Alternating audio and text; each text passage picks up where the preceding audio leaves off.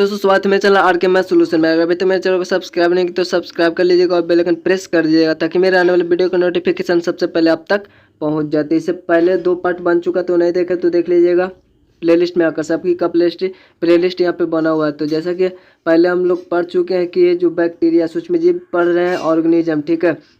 तो micro organism मतलब कि छोटा ऑर्गेनिज्म जो आँखों से दिखाई नहीं देता, इसके लिए माइक्रोस्कोप की आवश्यकता होता है, ठीक है। और जो इसमें हम लोग माइक्रो ऑर्गेनिज्म यानी सूक्ष्मजीव के बारे में पढ़े थे। इसमें 5 कैटेगराइज किए थे इसमें, जैसा कि यहाँ पे बैक्टीरिया हो गया, शैवाल हो गया, कवक हो गया, वायरस हो गया, ये सब प्रोटोजोआ, ये सब देखे थे, ठीक है। तो इसमें सबसे पहले हम बैक्टीरिया के बारे में देखेंगे।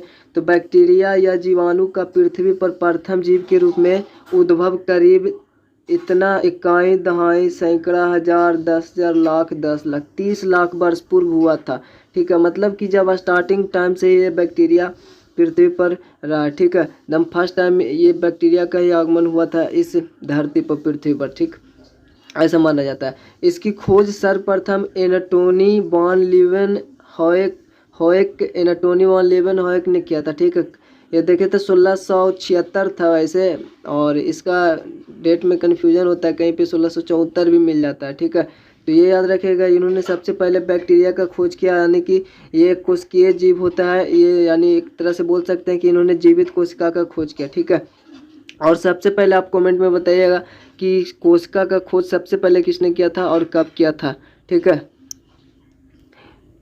और यहाँ पे बोला कि 1632 से 1723 में इन्होंने किया था, ऐसा लीeuwenhoek ने सर्वप्रथम एंटोनी मतलब जो बैक्टीरिया का खोज इतने में किया था। बैक्टीरिया एक कोशिकीय जीव है। इनकी रचना अन्य जीवों की तुलना में सबसे अधिक सरल होता है, काफ़ी छोटा होता है अन्य जीवों की तुलना में। इनके शरीर का औसत माप 1.25 माइक्रोन 1.25 माइक्रोन को इससे सूचित किया जाता है, देख रहे होंगे आप सिंबल। 1 माइक्रोन बराबर होता है 1/1000 mm। मतलब कि अगर हम मिलीमीटर को 1000 भाग में बांटे तो उसका एक भाग जो होता है वो 1 माइक्रोन हुआ। इसका मतलब ये हुआ कि 1 मिलीमीटर बराबर 1000 माइक्रोन होता है, इसका मतलब ये हुआ, ठीक है। तो समझ गए कि कितना छोटा मिलीमीटर ही कितना छोटा होता है, उसको भी 1000 भाग में बांटेंगे तो उसका एक भाग जो होगा 1 माइक्रोन होगा, ठीक है। और कुछ यहाँ पे औसत देख रहे हैं 1.25 माइक्रोन होता है। माप के दृष्टिकोण से सबसे अधिक सूक्ष्म बैक्टीरिया जो होता है वो 0.15 माइक्रोन की होती है। इसका आकार दंड यानी रॉड के समान होता है, जबकि सबसे जो बड़ी कुंडलित बैक्टीरिया की लंबाई जो होता है कुंडलित टाइप से होता है, ठीक है। तो उसकी जो होता है 15 माइक्रोन तक, तथा व्यास जो होता है वो भी 15 माइक्रोन होता है।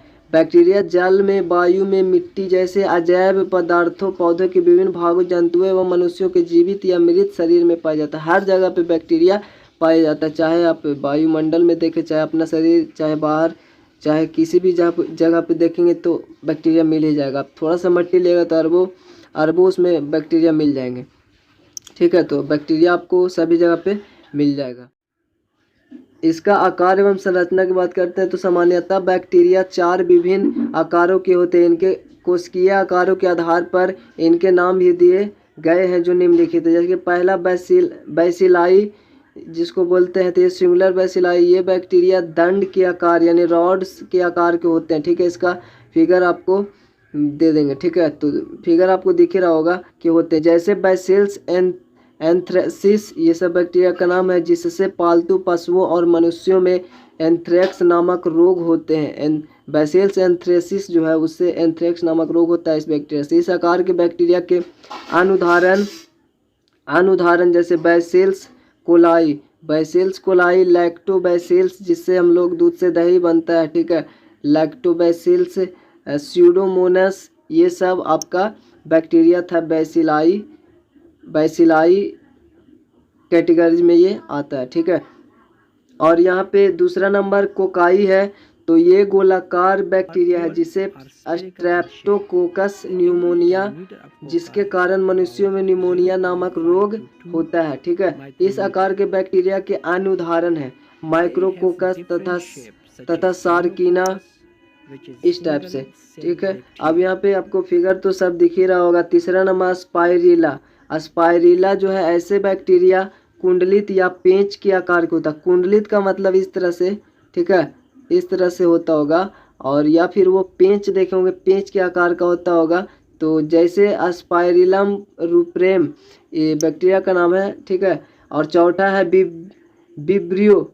ऐसे बैक्टीरिया अर्धविराम के आकार के होते हैं, अर्धविराम के आकार के होते हैं। फिगर दिख रहा होगा आपको, अर्धविराम के आकार के होते हैं। जैसे विब्रियो कॉलेरी, जिससे कॉलरा रोग होता है, ठीक है। प्रत्येक जीवाणु कोशिकीय कोशिका झिल्ली या प्लाज्मा मेम्ब्रेन से घिरा होता है।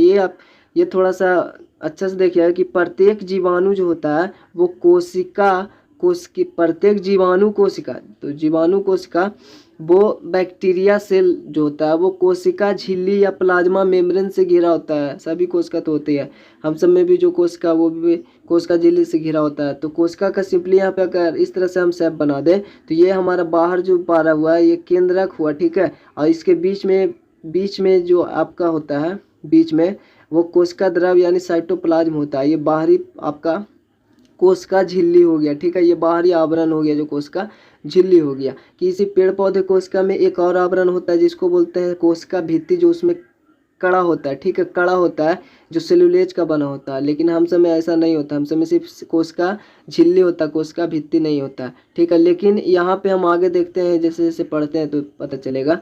तो जैसा कि यहाँ पे प्लाज्मा मेम्ब्रेन से घिरा होता है, ठीक है। इसका भी जो बैक्टीरिया है उसका कोशिका भी, कोशिका झिल्ली ऊपर से एक दृढ़ कोशिका भित्ति से घिरा होता है, परंतु यह कोशिका भित्ति जो है सामान्यतः सेलुलोज का बना नहीं होता है। यही इसमें जो बैक्टीरिया में जो देख रहे हैं, इसमें जो मतलब सपोज ये सेल है तो ये कोशिका झिल्ली के ऊपर कोशिका भित्ति तो है, लेकिन ये सेलुलोज का नहीं बना होता। लेकिन पेड़ पौधा में होता है वो सेलुलोज का बना होता है, ठीक है।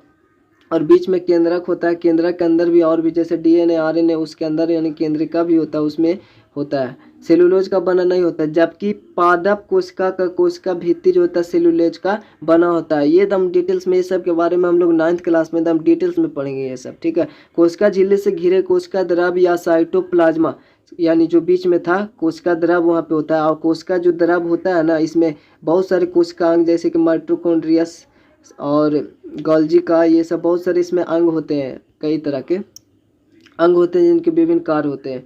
तो यहाँ पे देख रहे हैं कोशिका द्रव या साइटोप्लाज्म में, फिर केंद्रक देखें, ठीक है, या फिर न्यूक्लियस, इसको इंग्लिश में बोलते हैं। तो जो केंद्रक या न्यूक्लियस नहीं पाया जाता है ये हो गया आपका न्यूक्लियस में नहीं पाया जाता है, ठीक है। यानी जो हम लोग इस बात बैक्टीरिया की बात कर रहे हैं, बैक्टीरिया की कोशिका में, तो इसमें क्या होता है केंद्रक नहीं पाया जाता, इसलिए इसको प्रोकैरियोटिक सेल भी हम लोग कर सकते हैं क्योंकि केंद्रक नहीं है। यूकैरियोटिक सेल में जिसमें केंद्रक होता है तो इसमें केंद्रक नहीं होता है, ठीक है।